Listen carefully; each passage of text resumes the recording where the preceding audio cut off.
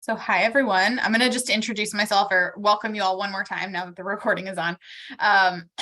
Welcome to today's training on avenues for sexual violence prevention beyond the classroom or beyond sort of our typical K through 12 education that I know many folks here with us today are doing school prevention education kind of stuff, which is awesome. And we're going to have some time to talk a little bit as a group about like some of the pros and cons of focusing primarily on school-based education or school-based programs versus all the other options and possibilities we're going to talk about today. I'm so excited to have you all here. My name is Kelsey Alexander. I'm the Prevention and Training Manager for the Connecticut Alliance to End Sexual Violence. And I'm obsessed with talking about prevention, as those of you who have worked with me for any amount of time probably know. So I'm really excited to have you all here today. Let me pull up my slides. So I will, in a follow-up email to you all, I will send out the slides from today. So you will have these probably tomorrow or a little bit later this week if you're interested.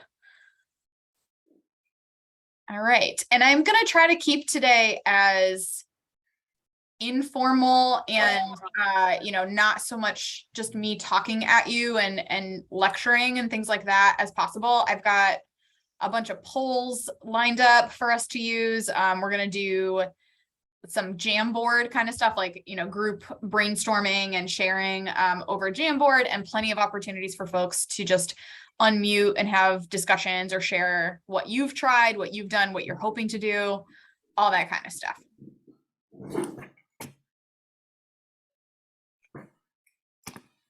All right. So getting into it, I have a few, I will call them my invitations for you all today. And I would welcome anybody, if anybody has any other suggestions or things that you want to share about how you want the space today, the next 90 minutes to feel, and what you're going to need to engage with this material as best as you can.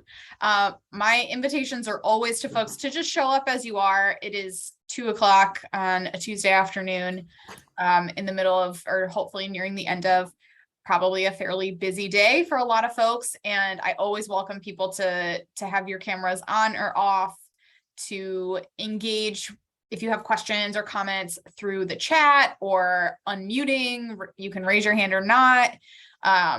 Whatever is going to help you, be here for the next hour and a half. And that also includes, like, you should take breaks and walk away and eat and drink and lie on the ground, do whatever you need to do to take care of yourself and to just be able to tune into as much of the content as you can today.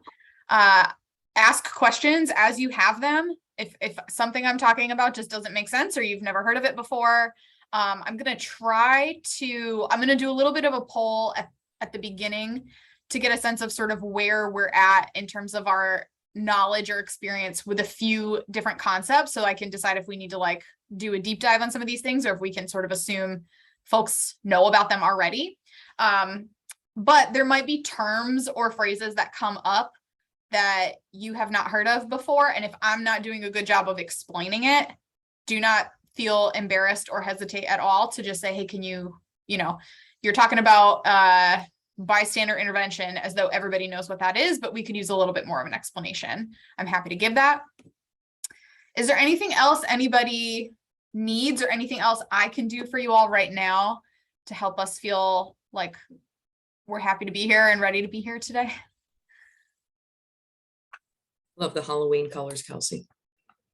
Thank you for that. Sarah, that was not even on purpose. I should have acted like it was, though. That would have been cool. Nope, I just happened to like this this template on Prezi.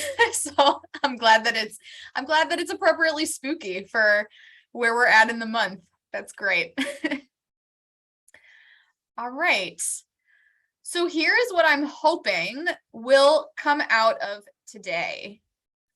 We are going to discuss, and so I'm hoping you all will feel more confident with a wide variety of prevention options that are available across the social ecological model. That's a good example of a term I'll just call out as something that some folks here might be really familiar with the social ecology or the social ecological model. I do actually have a slide about this, so I'm not going to explain it right this second. But that's a good example of like a little bit of jargon that folks in the anti-violence world or the prevention world, we sometimes use stuff like that and assume people know what we mean. And we don't all necessarily know that. That's okay. We will discuss the pros and cons of school-based programming and the barriers and the possibilities for trying something new or expanding on something new, or yeah, just the whole thing today is we're looking outside the classroom a little bit to what are some other options for how we can prevent sexual violence. And we'll explore some steps that, what would it take to help us move towards some of these new prevention activities? For folks within the coalition, this is not me representing the Alliance saying like, you must go forward and do these things. We're just talking. I just was curious.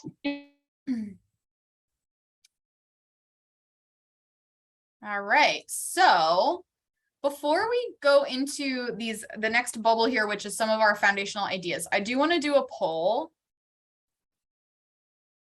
because I'm curious how much some folks might already know or be familiar with the two foundational ideas that I can cover in detail today, or we can just sort of touch on them and then get into the rest of our content. So whatever your answers are to either of these questions, that's the right answer. There's no expectation that you should know about these things or that you should be an expert on either of these things. But I'm curious to hear how much people know about the social ecological model and about risk and protective factors associated with sexual violence. Even if you don't have in your head like a whole list of like, oh, these are all the risk and protective factors, sort of the familiarity with the concept of what those are.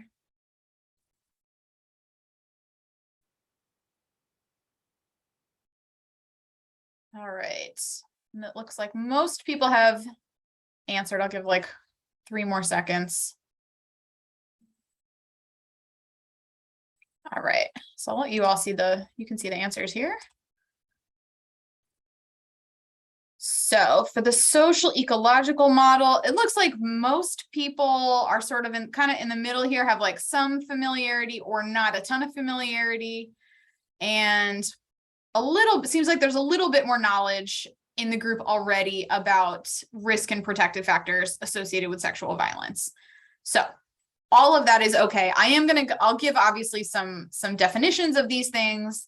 Maybe I'll go into a little more detail about the social ecological model just to make sure you don't need to be an expert on this to understand what we're talking about today, but I do want folks to just feel comfortable that, when we bring that up, you kind of know what we're talking about. So thank you all for giving me that information. So let's get into that. So the reason that these two models, I don't know what to call them, just these two things, this social ecological model and risk and protective factors for sexual violence.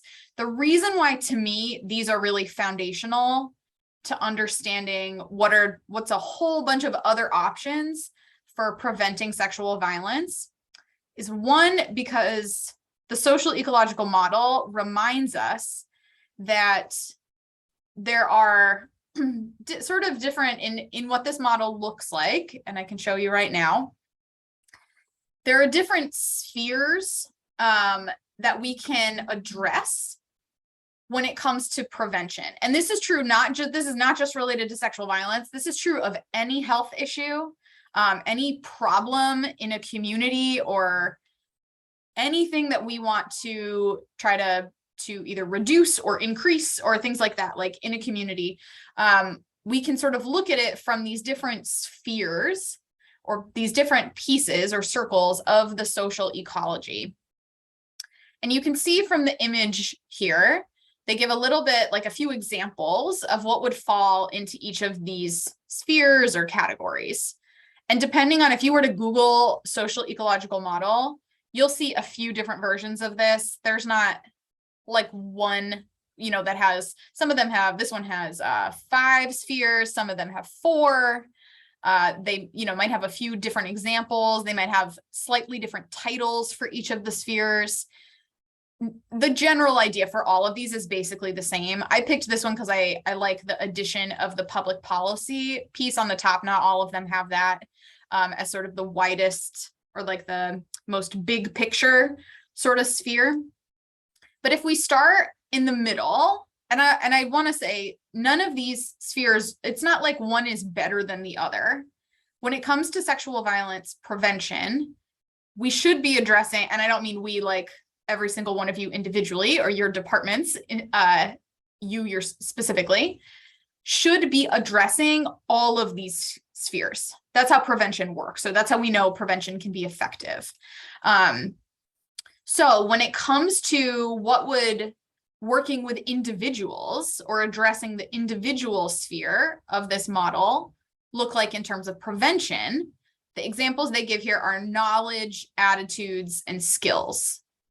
This is a sphere that I'm guessing, I know for the prevention educators that are here with us today, and if you are a person who in your line of work works individually with people to build their skills, if you do things like social emotional learning programs, you're working with people to build their conflict resolution skills, you're working with people to have greater empathy for others. You are, even when we talk about consent and like people learning about consent and feeling confident that they know how to express or, their own consent or not consent to a situation, or how to observe whether somebody else is providing consent or not to a situation. Consent is an individual. You could probably argue that it's interpersonal because it does obviously involve more than one person. But for the most part, that is an individual level strategy for preventing sexual violence. So as we move upwards or outwards on this ecology, we see the next level is interpersonal. So this is looking at not just individual people, but all of the people that we interact with on a daily basis. So our family, friends, social networks.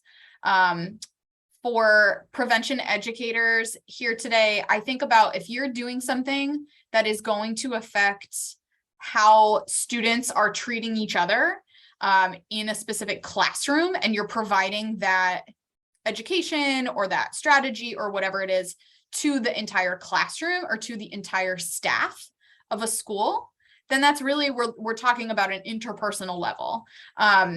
I know there's types of therapy that involve not just an individual, but really working with a whole family or members of a family to strengthen certain skills or attachments or things like that. All of that operates on this interpersonal level. Then we make kind of a big jump to talking about organizations. So the organizational level of the social ecology means we are trying to, this is when we start thinking about like culture change or changing social norms for a particular environment. So organizations, schools, workplaces.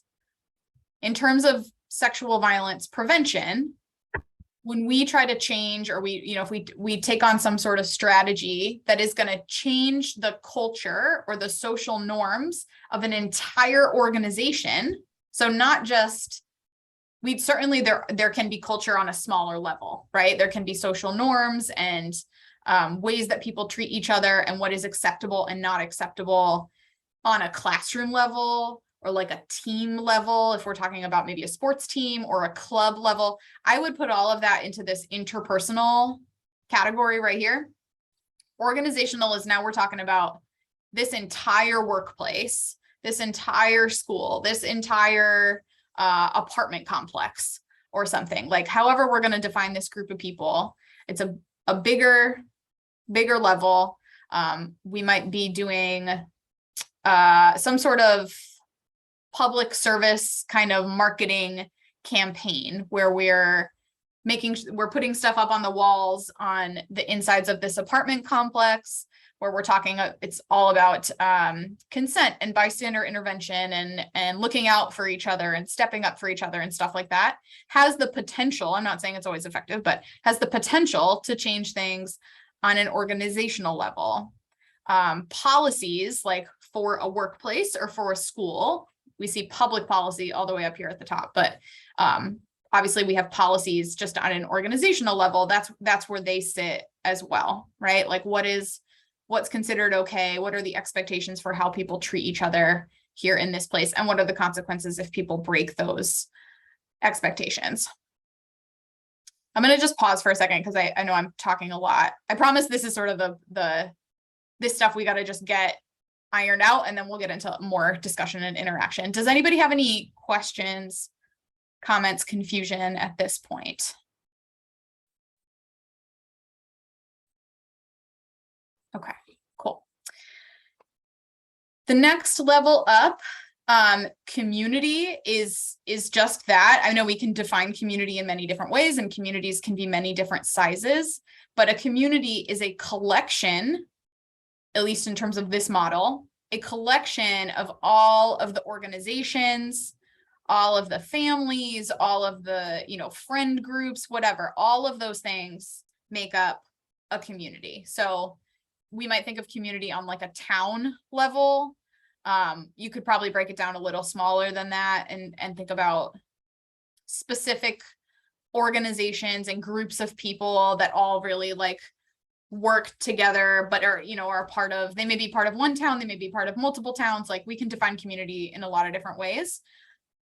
Some of the things that are listed in this category, they're really interesting. And I think the further out we get in this model, the less familiar things become in terms of what does sexual violence prevention look like other than public policy. That one is a little more concrete. But I think when we talk like organizations and communities, we're getting a little bit further away from like, I know what it looks like to talk to people about consent and boundaries and social emotional skills and things like that. At a community level, we're talking literally about like, what's the design, the urban planning, like what is going on in this community? What do people have access to? What do they not have access to?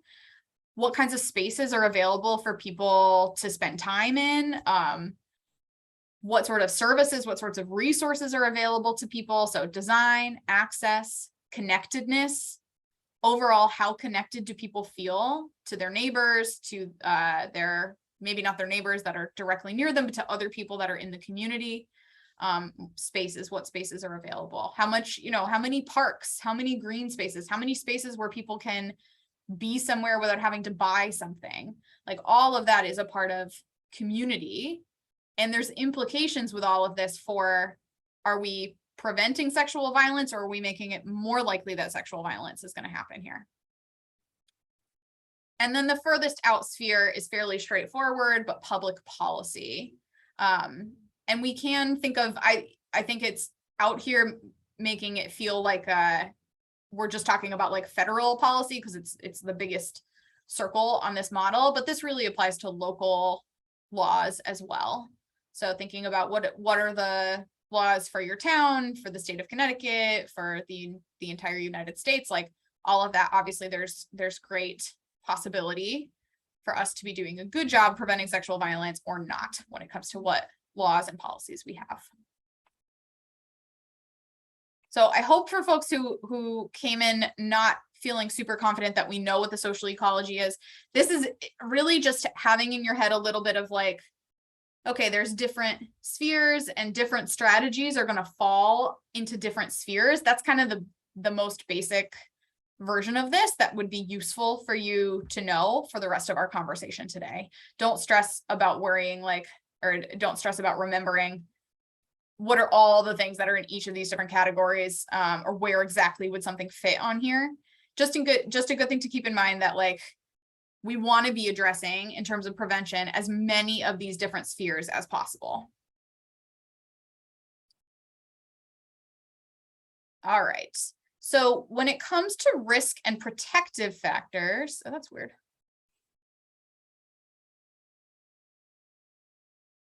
the basic sort of definitions that I will give about these two things. Risk factors are things that make it more likely that somebody will experience sexual violence or that somebody will commit some kind of sexual violence. And protective factors are the things that make it less likely for those things to happen. It's pretty basic. We have risk and protective factors, again, for like every health issue that exists out there. We've got them for, you can have risk factors for diabetes. You can have protective factors against diabetes. You can have risk factors for suicidality. You can have protective factors against suicidality. So this is something, a very common way in the public health field of thinking about health problems. And so we have them for sexual violence as well. And I have mapped them out for you in the next two slides on the social ecological model, because that's, I think, another helpful way of thinking about them. Another thing for you to not stress about, like, I know there's a lot on this slide. We'll refer back to this a few times today during the training. Don't feel like you need to write down every single thing that's on here, but to just pull out a few to get sort of give us a sense of what we're talking about here.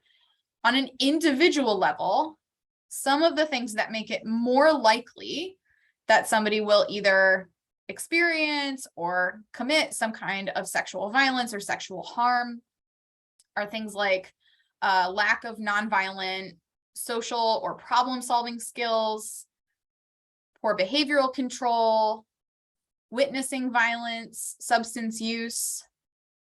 At an interpersonal level, mostly we see things around families and what are some of the dynamics in a person's family. So when parents and kids, when there's not super strong connection, that creates greater risk for sexual violence. When there's a lot of conflict in families, or if it's an emotionally unsupportive family environment. At a community level, again, we're making kind of a big leap here to thinking about what are some of the issues or things that can be going on in a community or in a society as well.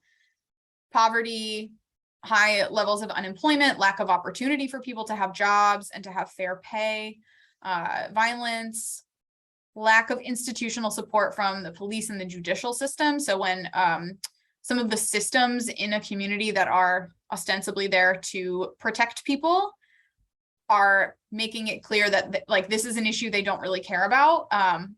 And when, as we know from many of our communities in Connecticut, like every time there's a report or an article in the news about like sexual violence happening from a member of law enforcement or from a member of some other part of our judicial system, or from, I think we could even apply this to like when we find out that a person who works in a school system has been sexually abusing a kid, like that really harms people's level of trust in institutions. So that is part of this community level here. And then on a society level, we're really talking about big, like social norms, like big ideas that find their way into most of our communities. So cultural norms that say that like violence is okay, violence in the media, not having strong policies around health and education and the economy, harmful gender norms, and not having strong policies and laws related to sexual violence and to gender equity. So it's not just, does our criminal justice system like really crack down on people who are convicted of some sort of sexual crime, but also do we have laws that are promoting gender equity? All of this to say, so we do have all of these risk factors that people have done research on when it comes to sexual violence. And there's a big ol' asterisk or like parentheses around all of this. Historically, the data that we have looked at to figure out what are the risk factors for sexual violence, a lot of that comes from crime reporting. So we get data on, okay, how many people reported sexual violence in this particular community in the last year? How does that compare to other communities? What is different about these two communities? Why do we think this place has more or less? Like, that's where we draw a lot of our information about what are the risk factors for sexual violence, that is a really imperfect system for figuring out what risk factors are, right? Because relying on crime data, I'm sure all of you can think through this on your own, but relying on crime data means we have to consider like who is likely to report sexual violence to law enforcement, who is not, where is there high police presence around things like sexual violence and where is there not, what sorts of victims do we tend to accept like a report of sexual violence from, and what sorts of victims might we not, right? So all of this data has a racial lens on it, it has a class lens on it, it has a gender lens on it, making it really, really imperfect. The good news is, while we have less of it, the data that we have on protective factors is often more rooted in strengths-based and community-centered approaches to collecting data and to looking at like what's really going on in a community. So what I mean, or the reason why I put this in here and sort of my takeaway from this, and we're going to look at the protective factors in just a second. When you can, if you're thinking about, we have some time to think about a new prevention initiative, or we really want to partner with somebody in the community and work on some prevention stuff together. If you can draw on a protective factor that you want to try to boost or enhance in the community or in the school or in the, wherever you are, to me, that's a better way to go. Obviously, we should address stuff around risk factors, mostly because risk factors can be common across different health issues, different types of violence. Like if we look at this image again, a lot of the things that are on here for sexual violence also show up if we look at things like domestic violence, violence in between youth. If we look at things like risk for suicide, like these things do exist like across other health issues. So if we sort of push on one of these, we might see positive outcomes for multiple health issues, not just sexual violence. But I think it's also a great idea to get really familiar with what are the protective factors around sexual violence and to maybe focus on those. So let's look at those. You will notice right away that there's just not as many of them on this image. And that's because we just need so much more data on what is helping keep people safe and helping people treat one another really well and prevent sexual violence in their own lives and in their friends' lives and family members' lives. But these are some of the things that we do know. On an individual level, we know that academic achievement and like connection to school community can be protective against sexual violence. High levels of empathy and thinking about how your behavior affects other people's feelings and safety and things like that. On an interpersonal level, many of these are sort of just the opposite of the risk factors we looked at before. So healthy attachment in family relationships, having good examples of how to work through conflict peacefully in families. And there's that connection and commitment to school.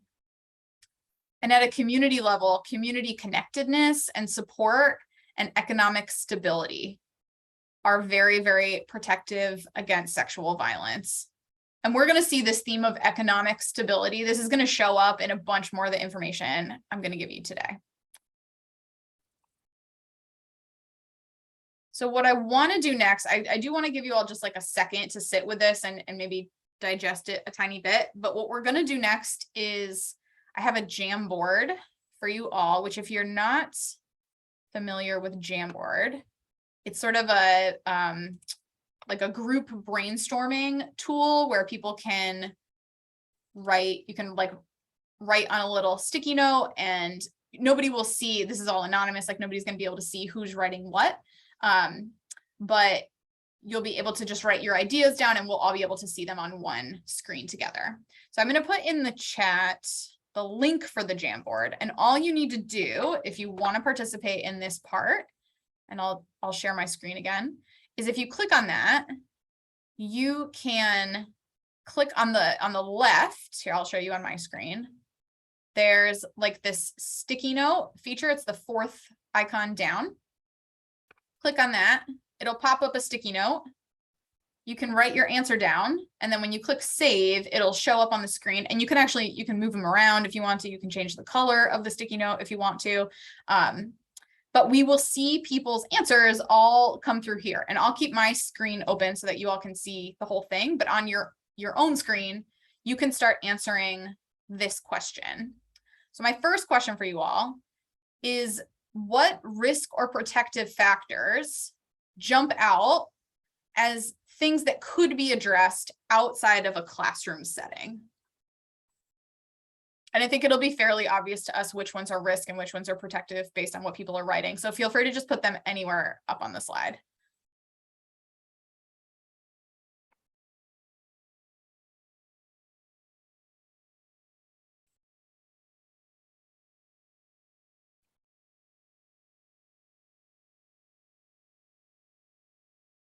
I'll try to move stuff around a little bit too as I see it come. I think they all sort of tend to land on top of each other. So far we've got misogyny, drug addiction or abuse, toxic masculinity, homelessness. Nice, lots and lots of great answers. Helping parents realize how important it is to handle conflicts peacefully.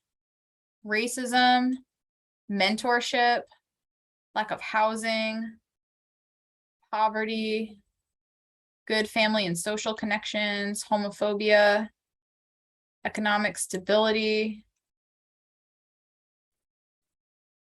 Yes.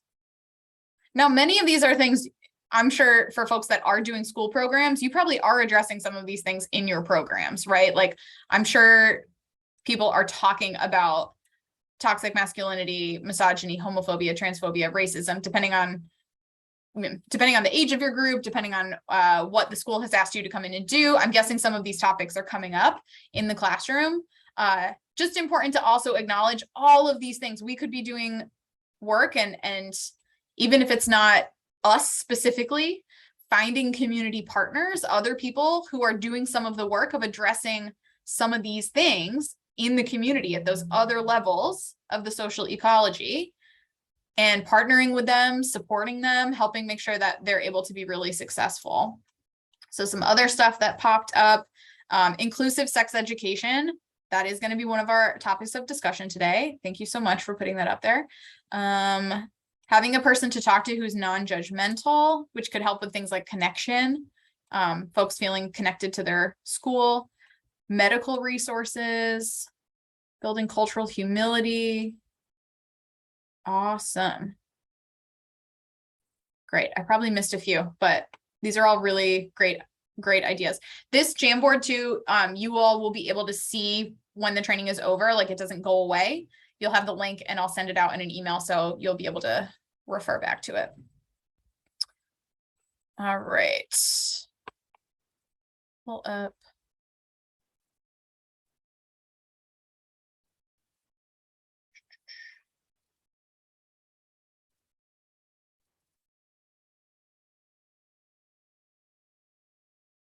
Sorry, my slides got a little wonky here.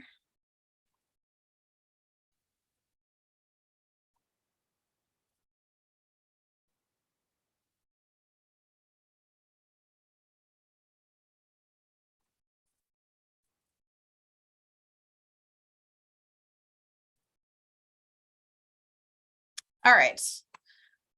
So our next section, that's it for our foundational stuff. We've got the social ecology, we've got risk and protective factors. Now we are going to start to get into what are some of the strategies that, at least ones that I've pulled out for all of you. There's going to be more stuff beyond what I share today, but what are some of the things that exist out in the world already that might be things that y'all are doing in a school setting, but we could apply to other places, or some of these things have nothing to do with schools at all, but are prevention strategies that folks in the anti-sexual violence movement, folks doing other kinds of work in communities could be doing. So let's get into that. And you will see right away, there are many, many bubbles on the slide here. The other thing I want to say about a lot of the strategies that I'm going to share, I found in my research and reading about all of these things, many of them are framed in a very gendered, and I would say heteronormative, or, the assumption that when we talk about violence and we talk about relationships, we are talking about men and women, and that is what this looks like. I take that to mean that we still have lots and lots of research to do on what sorts of prevention strategies would be effective if we're talking about violence against people in the queer community, violence within the queer community. There's just lots and lots of research we don't have. That doesn't mean that there aren't people doing really effective prevention work, and it's probably folks from within the queer community that are, leading efforts themselves, that are talking to their fellow community members and figuring out what do we need to do to for us to feel safe and for our relationships to feel safe, right? We just don't, there's not a ton of published stuff out there about what that looks like. And so that's where your community partners are really, really helpful and important to ask people, what are you doing? What is happening in your community that you think is preventing sexual violence or other kinds of violence, and being able to boost or enhance some of those efforts. So we're going to work our way around these. For pretty much all of them, I've got either a poll or a Jamboard, or we're just going to just have some discussion, because I want to hear if this is something you all are already doing, and how might we apply it to some other settings or think about it outside of the classroom if it's something we're currently doing in a classroom, and what are some of the things that might get in the way or some of the barriers that might exist. So let's get into bystander intervention first. So my quick definition or explanation of what bystander intervention is it is a frequently a curriculum or some sort of educational program where we provide potential witnesses to sexual violence or to some of the warning signs or the red flags that a situation might become dangerous or that sexual violence might happen. We try to give people the skills to recognize what's going on and then to safely intervene. And people, if you've ever gone to a training about bystander intervention before, you've probably heard about the 5 Ds, or sometimes it's 3 Ds or 4 Ds, depending on what the program is. They talk about, one of them is direct. So you can be direct in your intervention. You can just walk up to someone and say, hey, leave this person alone. They seem uncomfortable. Why don't you walk away? That's a direct intervention. There's a whole bunch of other strategies that we can use. But this is sort of the idea of bystander intervention is we're getting all of the people who might be potentially witnessing something to do something about it. So we're going to start with a poll. Oh man, all these polls are going to pop up at once. I only want you guys to answer the first question. I set this up wrong. I apologize. Just answer question number 1. I'll do this again when we get to the next topic. That'll be question number 2.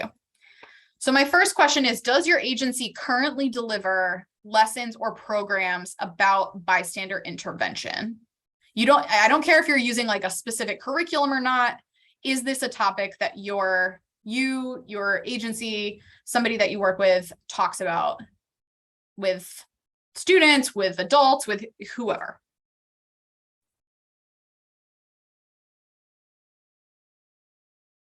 Oh, sorry, I'm getting a message that you have to submit all the answers to the questions. All right, my bad. So you can go through and answer 2, 3, and 4 if you want to, or you can put in fake answers for 2, 3, and 4, and I can relaunch this when we get to those topics. Right now, we're just going to be talking about the answer to number 1. So don't really sweat it, whatever you put in for number 2, 3, or 4.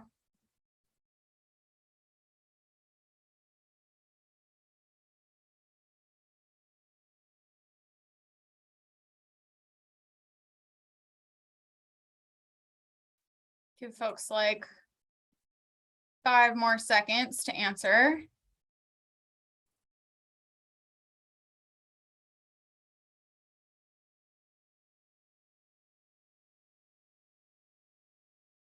Okay. So we're a little split on this first one. We've got 43% of folks said yes, 57% of folks said no. So that's totally fine. It's if this is something that your organization isn't doing, and I know we have folks here that don't just work in the anti-sexual violence field. Bystander intervention is something that is typically done by folks working for a sexual assault crisis center, or maybe for a college or a university or something like that. So this is maybe something your organization doesn't do at all yet, and that's all right.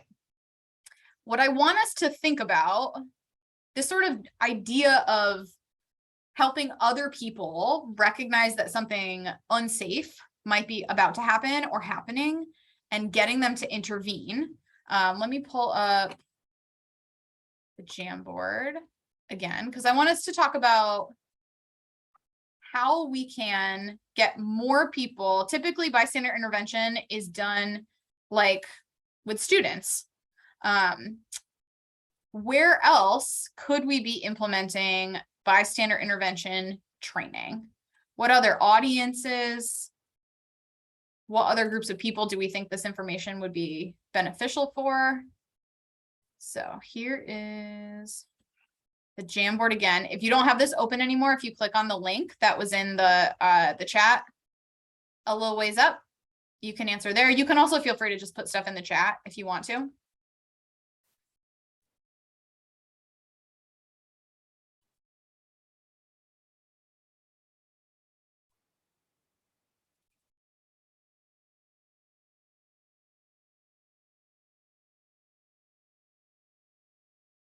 These are great ideas.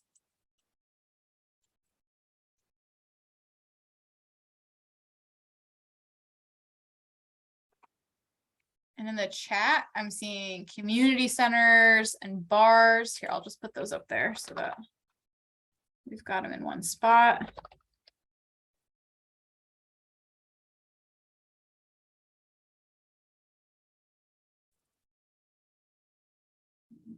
Cool. I love all these answers.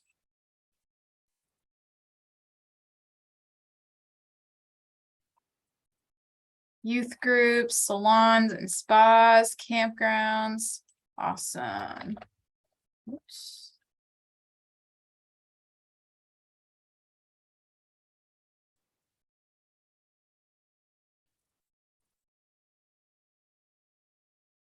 Yeah, any workplaces. We could do community education for parents and other adults in schools.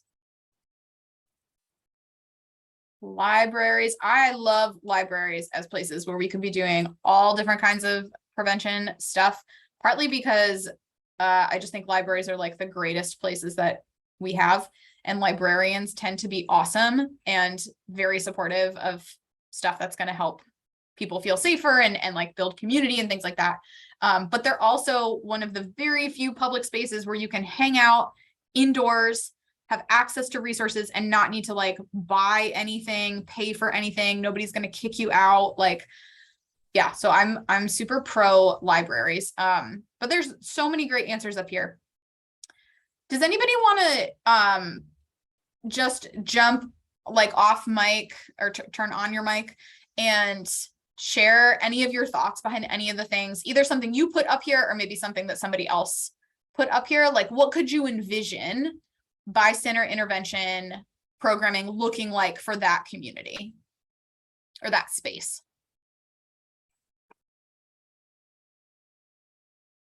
Danielle, go for it. Hi, everyone. I put down court systems. I'm primarily working out of the civil courthouse, and I think that it would just be a good idea to have this intervention in general, not just for employees, but individuals that come through the court doors. As simple as like, if you see something, say something, in some type of at least flyers that could go up that make it that simple. Because everybody thinks that we're in court and some things won't happen here, but you'd be amazed by how much really does happen and how many people don't really speak up or say anything. So that was my response. Thank you. Thanks, Danielle. Yeah, I know I've heard stories about people being harassed and having stuff happen when they are showing up for a court date or supporting somebody who is at court. And I think you're right. We have this sort of assumption of safety, or assumption that like, oh, there's people here whose job it is to make sure that people will be taken care of, but that doesn't always work. And there's lots of other people around. We could all be stepping up and making sure people are okay. Elizabeth, go for it. I personally have found it really helpful when people provide suggested language, and I saw some of that on your last slide as far as that's inappropriate, leave them alone, that's not cool, I'm not okay with that. I think that makes the direct portion less scary.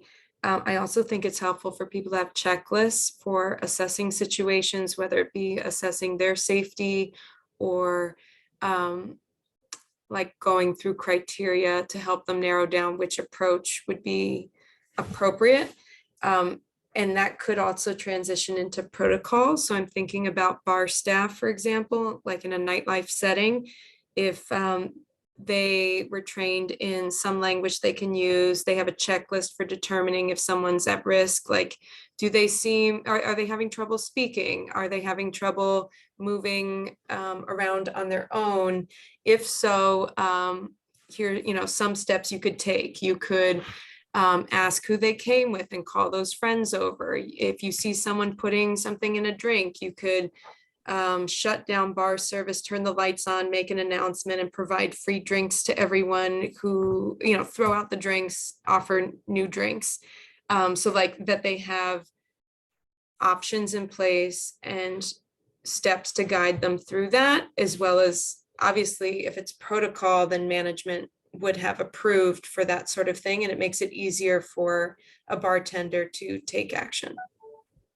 Yeah, I love how specific that is. And this is where I feel really excited thinking about getting to work with some of our sort of non-traditional organizations, workplaces, spaces when it comes to prevention, because we can get so specific about like what is going to work in this particular environment, and asking the people who work there, the people who frequently go to this place, or the people who frequently don't go to that place because it doesn't feel safe, right? Like what would help this environment feel safer for folks that might be like an employee or a person who is charged with, you got to keep an eye on safety for people here. Like, what do you need to be able to step up? Like all those conversations to me are so exciting and interesting. And so the more we're doing like outreach and trying to look for some of these other places, like we get to do some of that work. So that's all very exciting to me. All right, I'm going to keep us moving because I want to make sure we get through all of our strategies or sort of options here. So that is bystander intervention. Our next one is mobilizing men and boys as allies. So I know we did the poll for this one. I'm gonna just relaunch it. And folks we're gonna think just about question number 2 now. So feel free to put whatever you want in for the other ones. But is your agency currently doing work to engage men and boys as allies in ending sexual violence, preventing sexual violence, things like that? And really what this means when we talk about engaging men and boys or mobilizing men and boys in the anti-sexual violence movement is often we're talking about healthy norms around masculinity and gender and violence. Some of this is getting more men to engage as bystanders, to do some of that bystander intervention kind of stuff, and to be visible partners in the work of ending sexual violence. So our polling for that one showed that more than not, people are not doing, their agencies are not currently doing any work around this strategy. I am not, even in terms of just our folks within the coalition, I'm not super, super surprised to see numbers show up that way. I do know some agencies are doing some really cool stuff around this.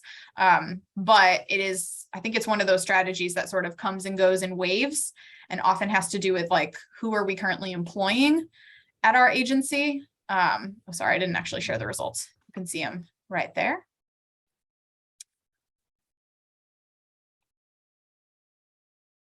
So rather than maybe doing a Jamboard for this one, maybe let's just discuss this one a little bit. So my question for you all, if your organization is doing something in this area, or maybe you've worked somewhere before where somebody did some stuff around working with men and boys, what does that look like? Or what are folks already doing? And what are some of the barriers to doing this kind of work? What makes this kind of work challenging?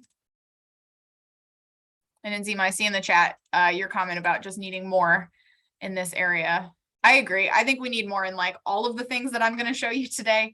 I also recognize you all are small teams of people often, or sometimes just one person doing all the prevention stuff for an organization. So that's not me trying to overwhelm anybody.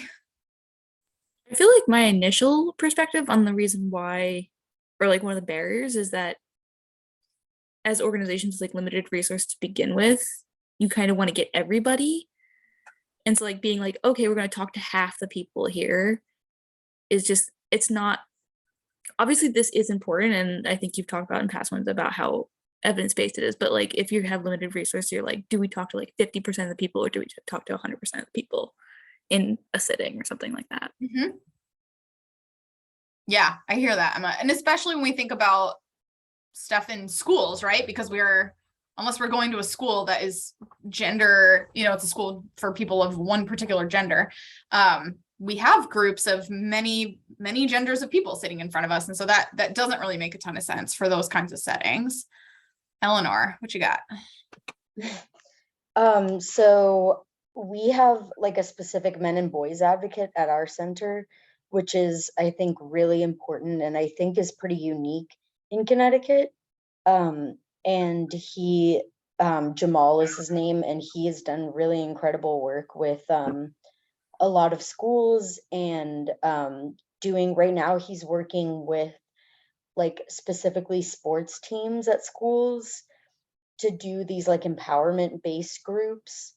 And I think that's like has been really effective prevention to really build up and start conversations and meeting them where they're at, instead of taking like more of like a punitive approach, which I think a lot of people kind of approach the conversation start as like a starting point, instead of seeing I mean, like, we know the statistics, like obviously there are a lot of male survivors, and I think that a lot of time gets ignored in these conversations.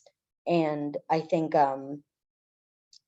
if we are also seeing like the duality of both, there are a lot of male survivors and there are a lot of males perpetuating violence, then I think it makes a lot of sense to specifically address this population.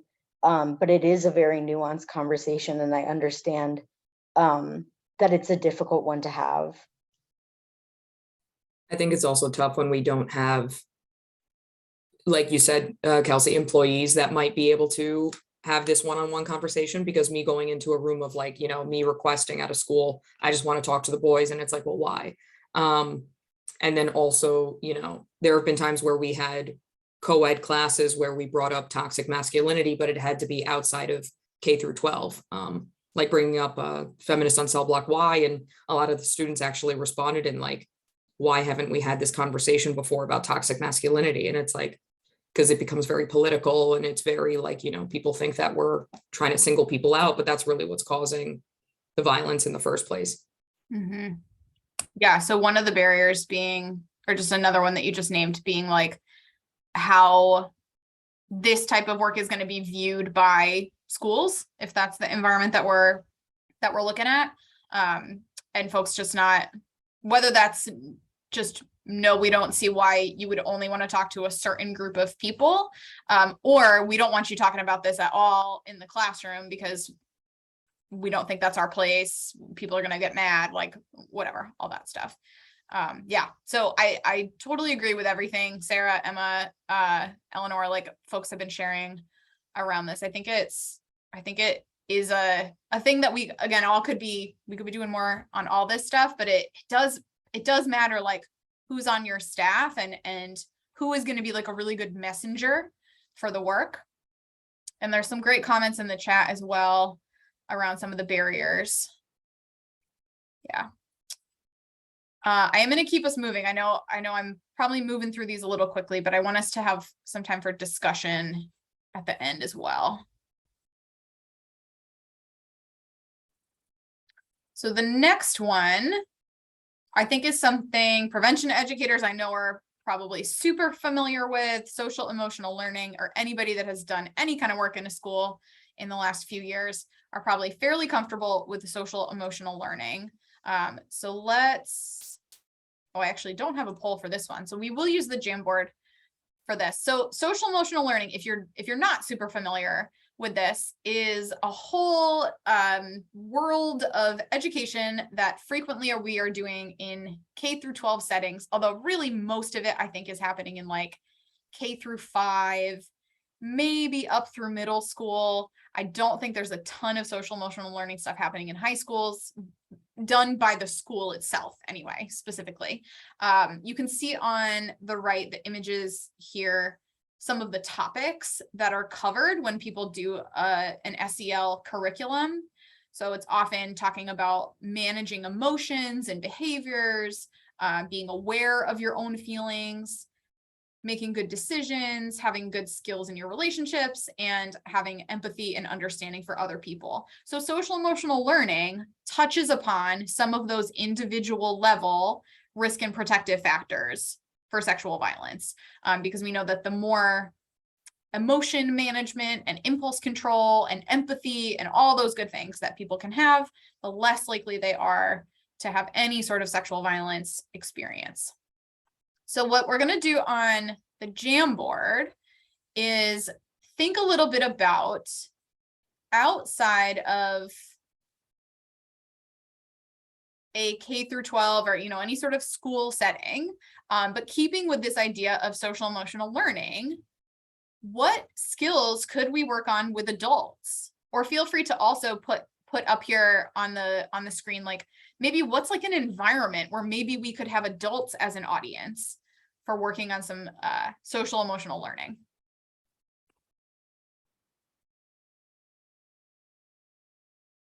Yeah, I see in the chat we've got communication, absolutely. Managing expectations. I'm seeing senior centers as an environment. I know that popped up on some of the other Jamboard pages as well, like working with older adults, elderly people in senior centers. Like that's a great population that we could be focusing on. Understanding what one is entitled to or owed and what one is not. Anger management, excellent.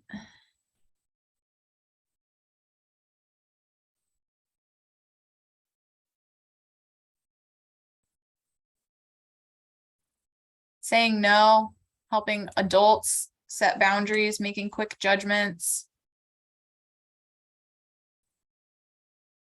I would put empathy on here. I think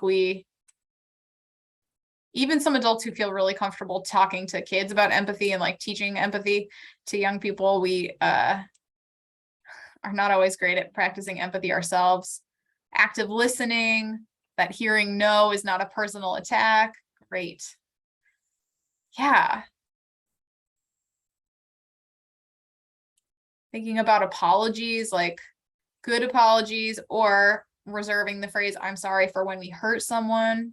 Does anybody have any thoughts, if you want to come off of mute, to any ideas around like how might we do any of this social emotional learning with adults? The one environment that we had on here so far is senior centers. Does anybody have any other ideas about like places where this would be virtually? Well, definitely. That's good. Any other ideas?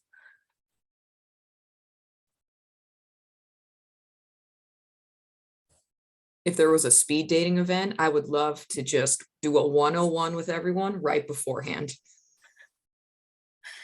That's, I mean, to me, that's like that you got great marketing for that, because folks are showing up because they want to be able to have like a good interaction with somebody, like healthy, they're hoping for success in that setting, right? So I think if you can find a speed dating event, you should try that, Sarah. Yeah, Elizabeth, go for I'll it. do my best.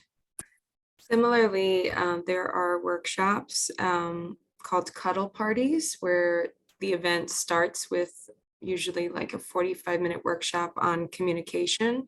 So communicating no, thanking other people for taking care of themselves by saying no, teaching people that no is a full sentence. They don't need to apologize or clarify. And there, of course, I think I saw someone else throw in the chat something about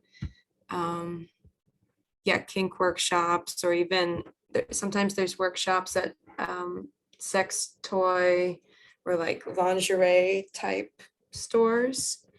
So that could be a venue. Yeah, these are great creative answers. Danielle. Hi, everyone again. Yeah, I was just thinking about like maybe they could put this out in workshops like in AA groups, NA groups, Al-Anon groups. They talk about the 12 steps and stuff, but we don't talk about what emotional skills we could use. And I think it would be a good, even for like youth groups too, who are in NA or AA, that could be a good start and work their way through that. Cool. Great idea. Yeah. So anywhere we think we can get like a captive audience of adults. I know that can be really challenging. I like the suggestion on the Jamboard to do something at a bar and to make it a game, right? Like testing people's social emotional skills with prizes and incentives and stuff like that. It's awesome. All right, let's go to our next one, which is promoting healthy sexuality, specifically through comprehensive sex ed. So I think this is an area where, and I know we have folks in our group today that have like some real skills around sex ed, teaching sex ed. I also know for prevention educators, this is another one of those topics that's like, if a school thinks that you are trying to teach sex ed, they may be less likely to want you to be there, because that's not why they invited you in, right? That's not your job specifically. So my questions around this are more, and if for folks that work in other spaces, you can feel free to answer this whatever way makes the most sense for you. But my questions, or some of the discussions I want to have around this, are like, how can we support comprehensive sex ed efforts, even if we ourselves are not the people that are going to be actually teaching those classes? But where is their comprehensive sex ed happening? Some of it's happening in schools, maybe, but there's got to be like, where might there be sex ed stuff happening outside of schools that we can support or make sure people know about it, stuff like that. And I think, oh no, I don't have a Jamboard for this. So we can use the chat. We can just talk about this if folks want to come off of mic. I'm seeing in the chat, we need to break down some of the repression around any kind of sexual conversation before we can truly get to this. Yeah, so there's like a lot of work to do. I totally agree with just getting people comfortable having any conversation about sex. Yeah, because you're talking about where are we seeing this? And I'm like, never have I seen this anywhere. I've seen people try it and get shut down, but I have never seen anybody successfully have a class or anything on this. So yes, I would love to know where it's being done. Hi, this is Cindy. I think the other thing we need to help people understand is, providing sex education and healthy sex education is not promoting young people to begin having sexual relationships before they're emotionally ready. I think that should be part of the education, and I think would be. I think a big gap that we have found that one of our educators has really shined a light on is, I don't know where they're doing the sex education, but apparently I do know where they're not.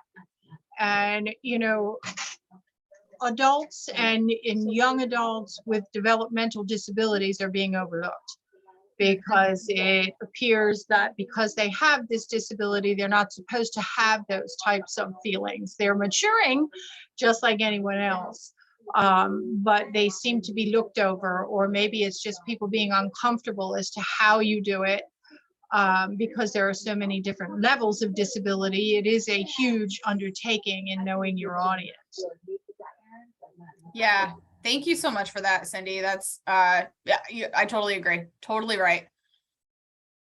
Yeah, Sarah?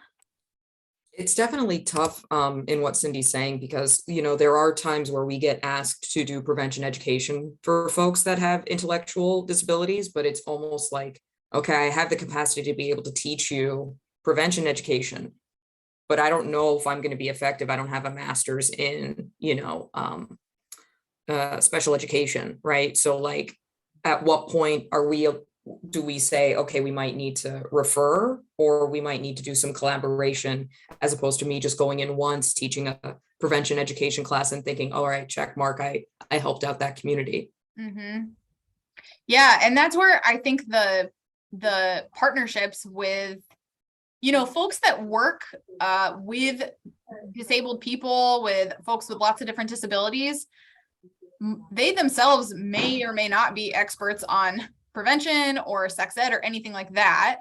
That's where I think this like collaboration is so important, because you all are experts on prevention and can probably provide some support around some of the sex ed stuff. But even if we just think about prevention, consent, boundaries, like that kind of stuff, you don't necessarily have to be the person to do the teaching of it, but can you work with, I don't know, a group home, a day program, a workplace where there are lots of disabled folks that might be the audience there, you know, and help the staff there feel comfortable having these conversations.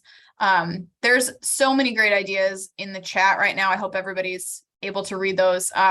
Voting is one way that we can use our power around this stuff. And so that obviously is something to think about as just a private person in your whatever community you live in, outside of your job specifically, but stuff comes up on school boards all the time around sex ed and what is going to be allowed and not allowed. So great to think about that.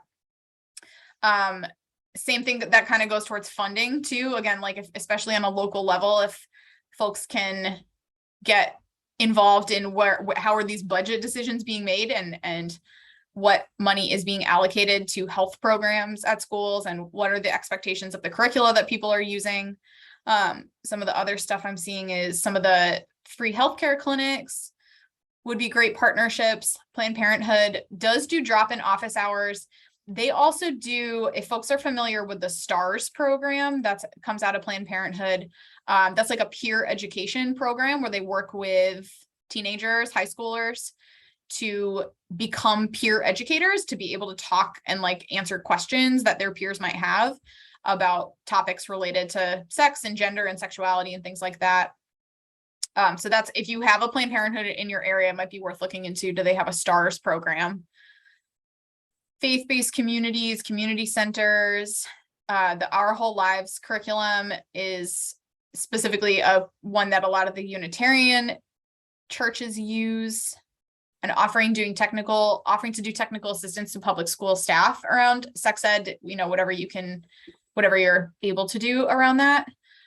Yeah, I think getting creative. This is also an area where like doing work with parents, not that parents are going to implement entire like comprehensive sex ed curricula, but part of the reason some of the sex ed is disappearing from schools or being limited in schools is because in some cases we have parents showing up to Board of Ed meetings and talking about how they think parents should be the people and families should be the people that are responsible for talking about these topics. So maybe those people also need some help figuring out how to talk about these topics. So that's another population I could see maybe doing some work with. All right, great. comments, and ideas, everyone. All right, this next one, this is one of my favorite things to think about and talk about. Strengthening economic supports. So we have some evidence that shows that strengthening economic support for women and families can protect against sexual violence. So this includes making sure families have full access to employment, childcare, equitable pay, and paid family and medical leave. So my questions for you are on the screen here, and I'm going to pull up the Jamboard. Does your organization do anything sort of in this area? What are some of the barriers to doing work in this area? And what could the anti-sexual violence movement do to prioritize economic stability for the communities we serve? You can feel free to answer. I know I've got like 3 different questions going on right now. You can feel free to put any of those on the Jamboard or in the chat, or however you want to answer those. So this is us really backing up in our social ecology, social ecological model. Like we are backing up to now we are really thinking about like the public policy level, the community level, like some of those bigger spheres.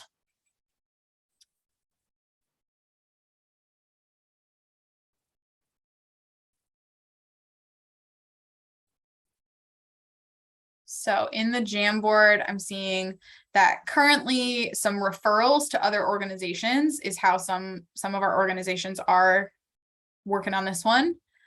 Partnering with financial literacy programs could be a strategy.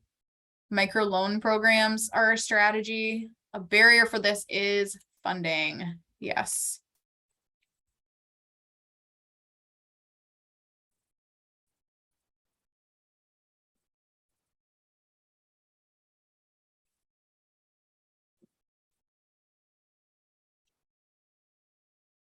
Can someone explain to me what a negative income tax is? I don't know what that is.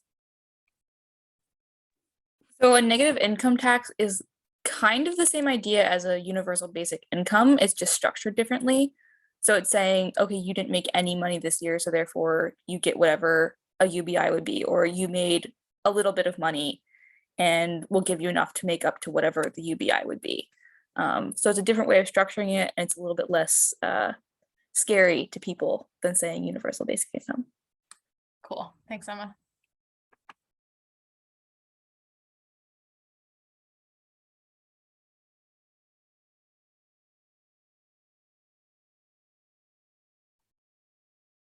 So another barrier that popped up in the Jamboard is getting financial literacy programs to see why they should partner with a sexual violence program.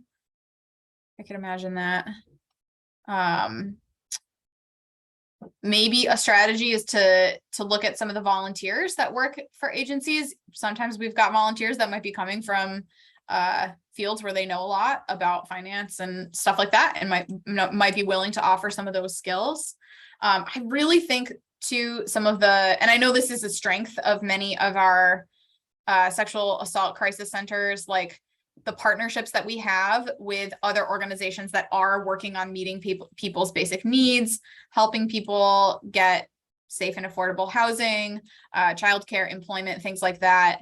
The strength of those partnerships is going to be hugely, hugely helpful for many, many survivors, but also where we can be trying to uplift all of the work that those organizations are doing.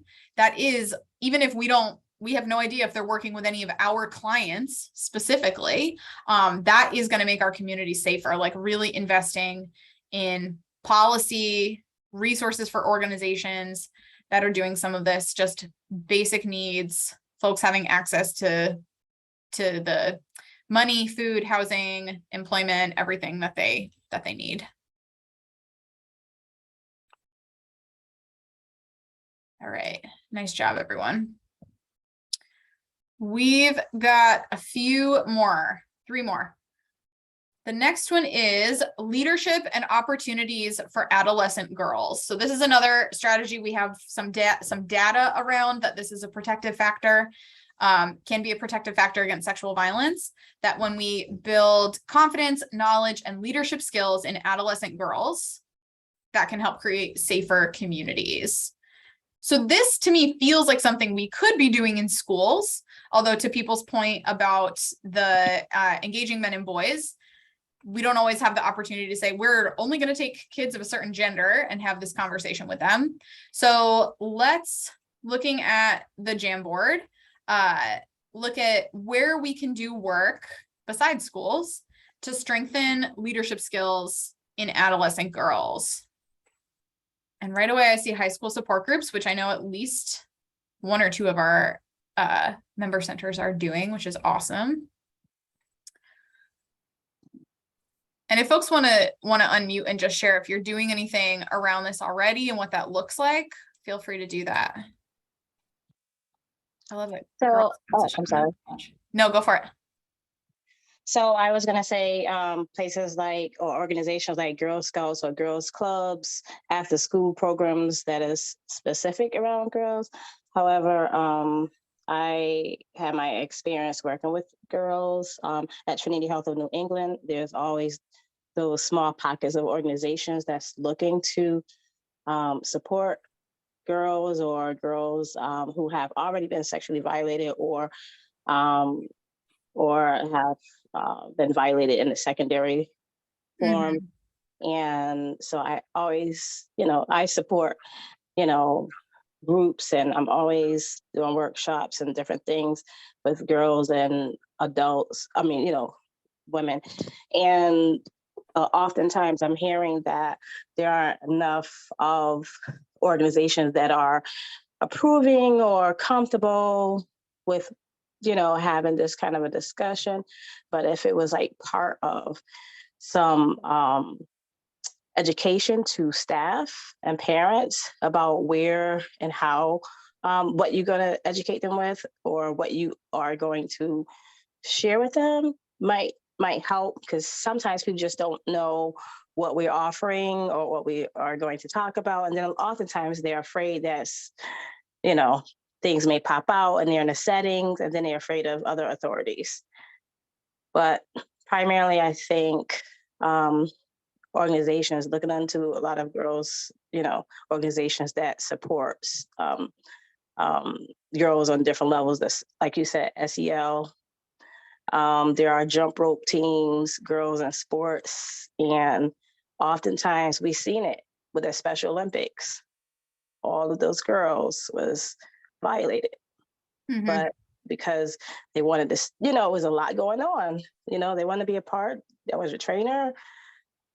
I mean, there's a lot of power in all of that. Okay, so that was my 2 cents. Sorry. Thanks, Nzima. No, Okay. that's a lot of, I know you have a lot of experience in this area, so I really appreciate sharing some of that. Yeah, and I think, to your point, Nzima, about where there are sometimes spaces where, whether that's like a support group or a group that another community organization might be running, where we do know we're working with girls who maybe have already experienced some kind of sexual violence. And so maybe what we're doing doesn't feel like primary prevention, but that secondary prevention to try to prevent folks from being re-victimized, because we do know, unfortunately, that having an experience of sexual violence makes folks more likely to have another experience.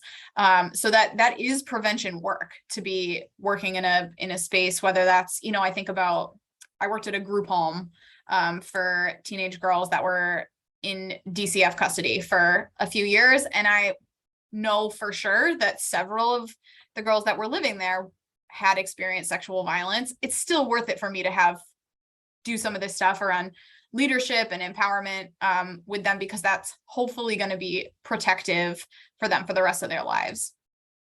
Some great ideas in the Jamboard: juvenile detention programs, book clubs. Yeah, just all the ideas that are up here are really great.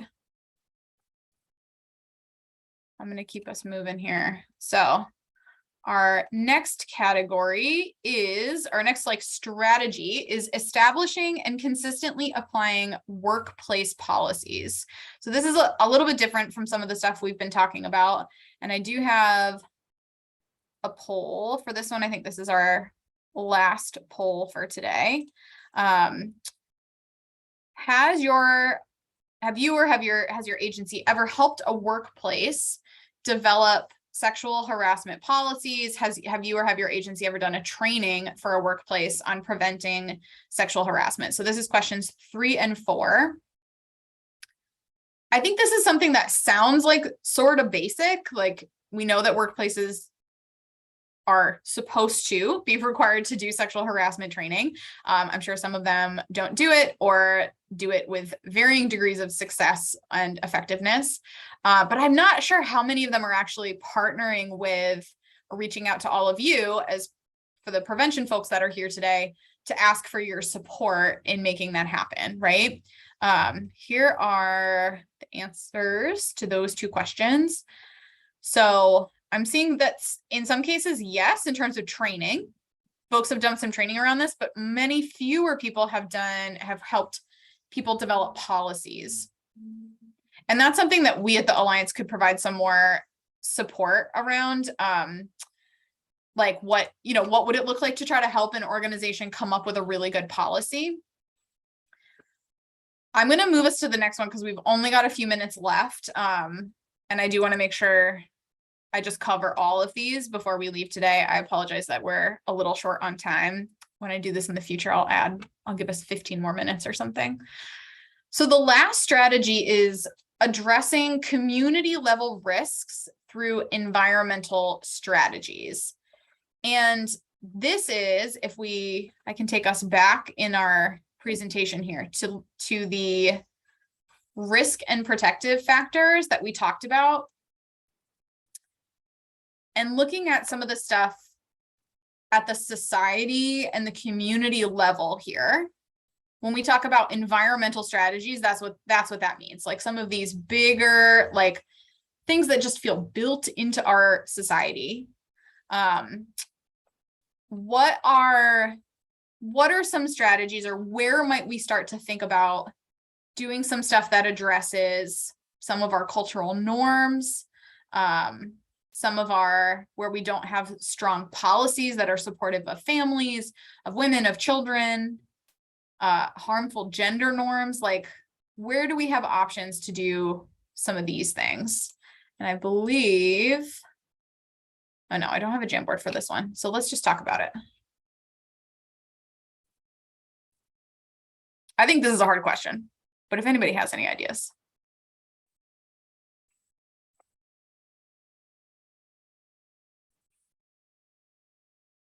I'll flip over to the protective factors too, so we can look at those.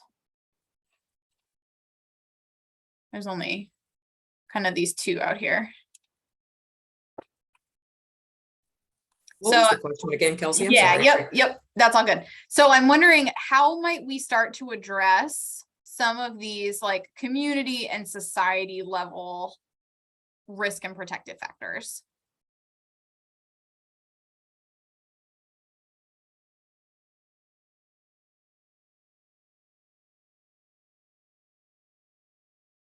Voting, great idea.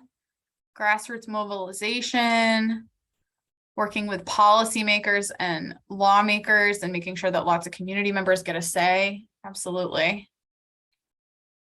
Does anybody's organization, I know obviously we can't, as nonprofits and stuff, we are not allowed to like be partisan in promoting any particular candidates or ballot measures or anything like that. Does anybody's organization do like voter registration kind of stuff?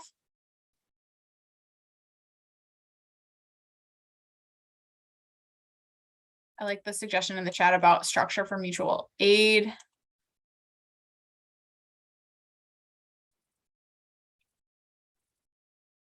Yeah, I don't know where that is a good question. I would, maybe I'll check in with Lucy or Bridget to see what around voter registration would be or wouldn't be allowed.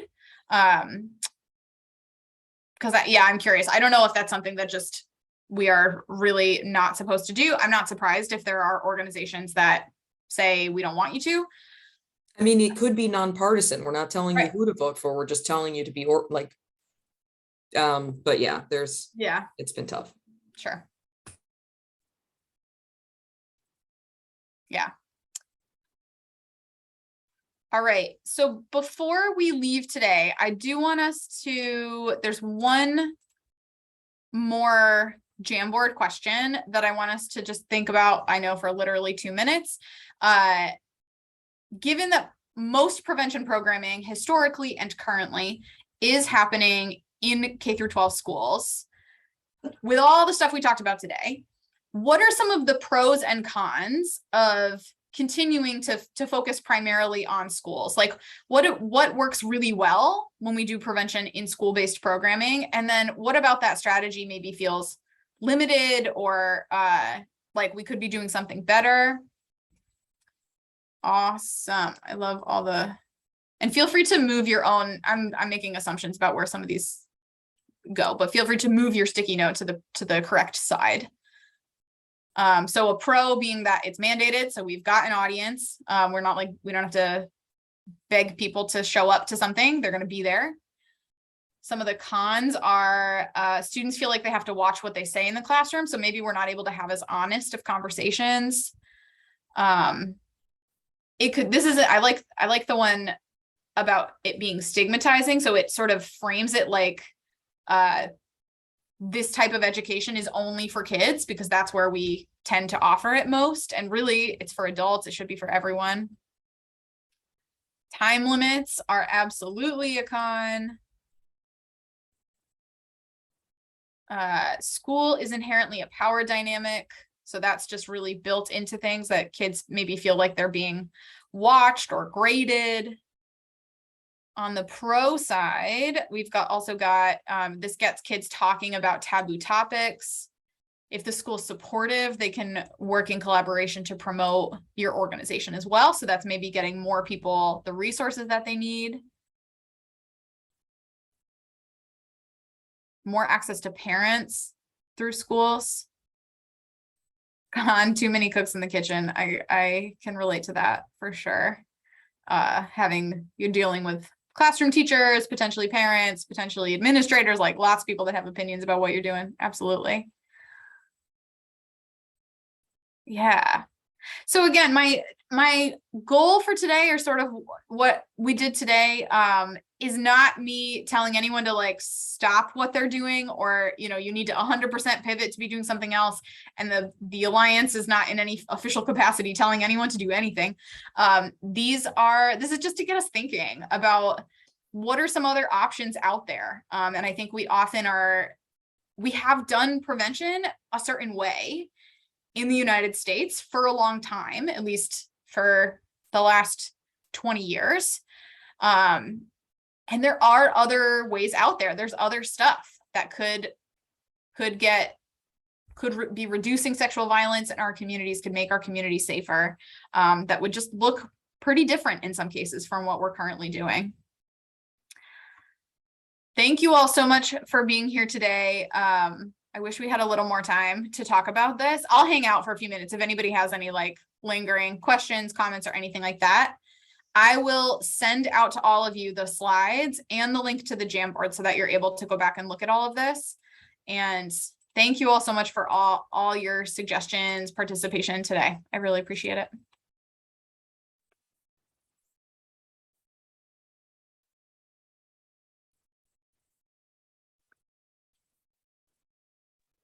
Kelsey, before you close out, would you be able to capture the comments in the chat and make sure they get added Put to them on the Jamboard? Yeah, I and can then do that. reshare that link? It seems like it could be a good resource for us to refer back to. So thank you for that initiative.